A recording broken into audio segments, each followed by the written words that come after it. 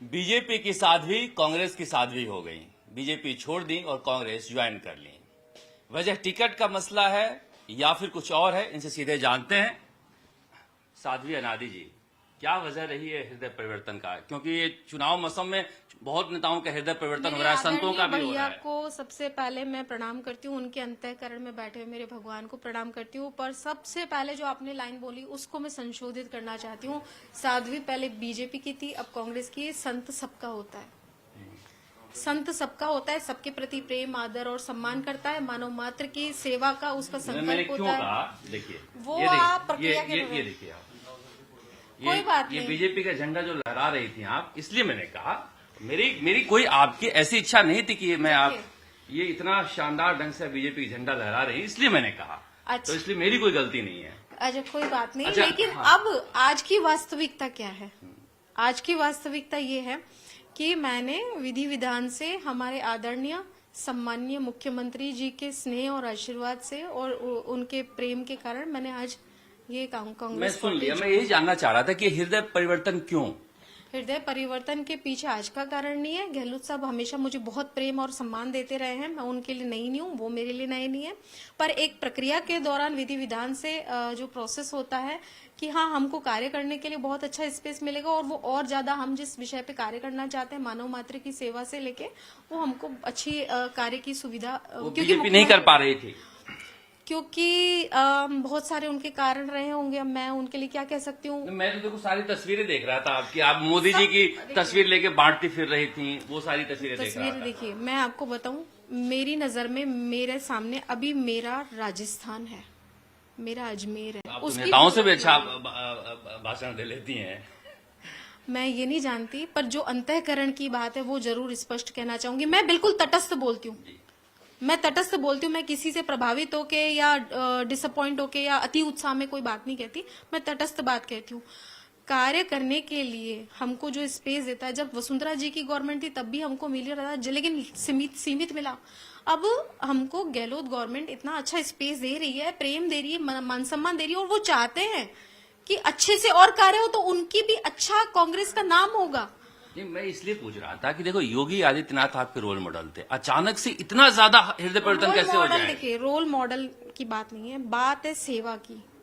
आज सभी धर्म के लोग उनको वहां पे मान सम्मान देते हैं क्योंकि वो सबका विकास करना चाहते हैं। लेकिन अब वो चैप्टर इसलिए क्लोज हो गया क्योंकि मेरे लिए अभी स्थिति राजस्थान प्राथमिक है, अजमेर प्राथमिक है, मेरे आसपास का वातावरण प्राथमिक है, क्योंकि मेरे पास काम करने के लिए बहुत सारा काम गहलोत साहब दे रहे हैं और आगे भी देने के लिए कहा है कि आपको बहुत सारा काम करना है। हम तो चाहते हैं कि सज्जन लोग आगे आए, अच्छे लोग आगे आए। देखिए, संत है ना, किसी समाज की या किसी धर्म की या किसी पार्टी की प्रॉपर्टी नहीं होता है। आप इतना अच्छा बोल रहे हैं, मुझे लग रहा है कि आप राजनीति में पहले क्यों नहीं आई? मैं राजनीति के लिए राजनीति नहीं कर रही ना, मैं सच में दिल से भक्ति लाइन की हूँ, प्रेम में विश्वास करती हूँ। और मेरा खाटी राजनीति ऐसे मत बोलिए आप, आपकी भाषा से तो लग रहा है कि आप खाटी राजनीतिज्ञ हैं। मैं आपको स्पष्ट बताऊं, मेरी फिलॉसफी स्पष्ट है। प्रेम होता है ना, प्रेम जड़ को भी चैतन्य बना देता है। आप प्रेम दीजिए, आप सम्मान दीजिए। कहाँ प्रेम होता है? ये मैं पूछ रहा था, क्या मैं मिथक तोड़ना चाहती हूँ, मैं यही मिथक तोड़ना चाहती हूँ कि प्रेम के कारण ही आज गहलोत साहब को सब इतना प्रेम देते हैं, आदर सम्मान देते हैं। वो भले ही ज्यादा नहीं बोलते। मैं तो आपकी तस्वीरें देख रहा हूँ नरेंद्र मोदी जी के साथ, तो मैं किस प्रेम को मानूं? देखिए, मैं आपको बताऊं, क्योंकि मैं संत हूँ, वो आते हैं और वो ससम्मान संतों से मिलते हैं। अब संत के पास आएगा तो संत तो सबको ही प्रेम देंगे ना, अपमान तो किसी का नहीं करेंगे ना। संत के पास कोई भी आता है, चाहे कोई भी धर्म का व्यक्ति हो, देखिए आप मानेंगे इस बात को, कोई भी धर्म का व्यक्ति हो, संत के लिए सब बराबर होता है। उनकी तस्वीरें भी बांट रही थी आप? तस्वीर नहीं बांट रही थी, और एक बुकलेट थी जिसके बारे में मैंने कहा कि अगर इसको, उनकी भी नहीं है, वो तो एक विचार मंथन की, जिसे इतना पर्सनालिटी डेवलपमेंट की, तो वो आई थी। चलिए, इसको तो आप छोड़िए, आप बताइए।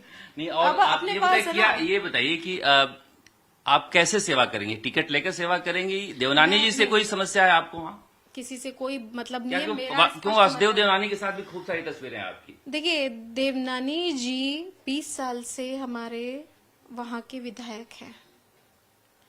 जब आज ये ठीकरा गवर्नमेंट के माथे फोड़ रहे हैं कि सौतेला व्यवहार करती है, सौतेला व्यवहार करती है, सौतेला अरे जब तुम्हारी गवर्नमेंट थी तब तुमने क्या किया? क्या बातें करते हो आप? और जहां आपको विकास करना चाहिए आपने केवल बातें करके, और बातें क्या, वहां पे तो झांकते भी नहीं थे। और जहां विकास करना चाहिए वहां पर भी विकास नहीं हुआ। क्या विकास हुआ? आप गिनाइए ना, आप गिनाइए ना। वो गिनाने के लिए गिनती के 2-4 विषय भी नहीं होंगे। 20 साल निकल गए भैया, 20 साल निकल गए। तो आज देखिए मैं आपको बताऊं, मोदी गवर्नमेंट ने स्पष्ट कहा था 75+ रिपीटेशन नहीं होगा, और मातृशक्ति वंदन होगा, युवा उच्चारों को लाएंगे। वो सारी फिलोसॉफी रह गई, धरातल पे धराशाही हो गई। तो इस चीज से फिर वो विकास, अब 20 साल हो गए, फिर 5 साल और धक्के मार के गाड़ी निकालो, 5 साल और धक्के मार, कोई बात नहीं। हर किसी का अपना विचारधारा होती है, हर व्यक्ति अपने तरीके से टिकटों का निर्धारण करते हैं। बहुत सारे चिंतन मंथन हुएंगे, बहुत सारे सर्वे होंगे, बहुत सारे कारण रहे होंगे, वो उनकी माया वो ही जाने। लेकिन मैं एक बात जानती हूँ, क्योंकि मैं बचपन से वहां पली बड़ी हूँ। मेरे पिताजी को जानते हैं, मेरे दादाजी को जानते हैं, अमर शहीद हेमू कालानी को कौन नहीं जानता। मैं उस समाज की बच्ची हूँ, वहां पर मुझे सब लोग जानते हैं, और मुझे पूरा विश्वास है जैसा प्रेम वो पहले देते रहे आज भी देंगे, क्योंकि सबको मेरा स्वभाव पता है। मैं पाखंड में विश्वास नहीं करती और पाखंड का विरोध करती हूँ।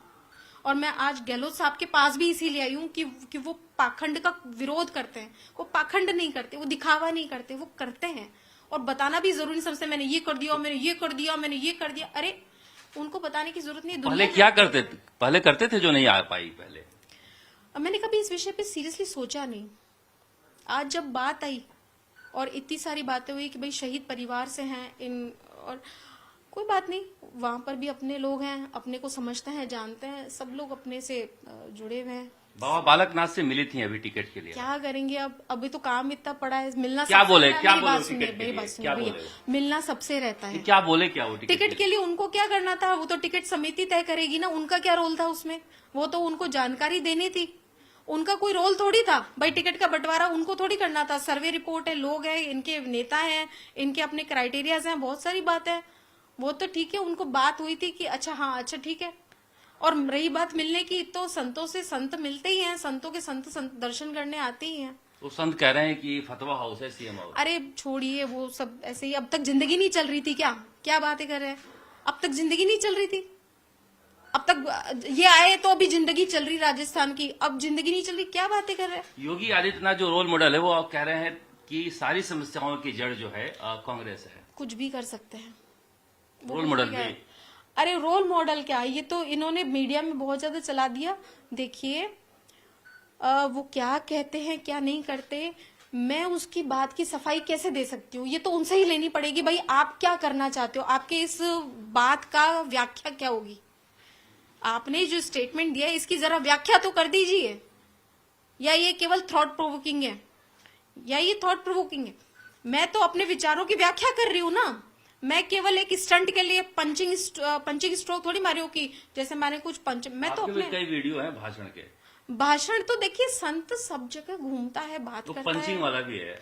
अरे मैं स्पष्ट बात बोलती हूँ। देखिए अभी इन बातों से ऊपर उठकर हम काम करते हैं, काम करते रहेंगे। पार्टी पॉलिटिक्स के ऊपर संत सबका होता है, सबको प्रेम देता है, सबको आदर रखता है, और सबसे बड़ा जीव मात्र के अंदर भगवान है। सिया राम में सब जग जानी, करऊं प्रणाम जोरी जुग पारी। सिया राम जो है वो सब जगह कण कण में है भैया। क्या बात कर रहे हो आप उस फिलोसॉफी चुनाव लड़ेंगी? देखा जाएगा। वहां पर सारस्वत जी भी खिलाफत कर चुके हैं। किसकी? देवनानी की।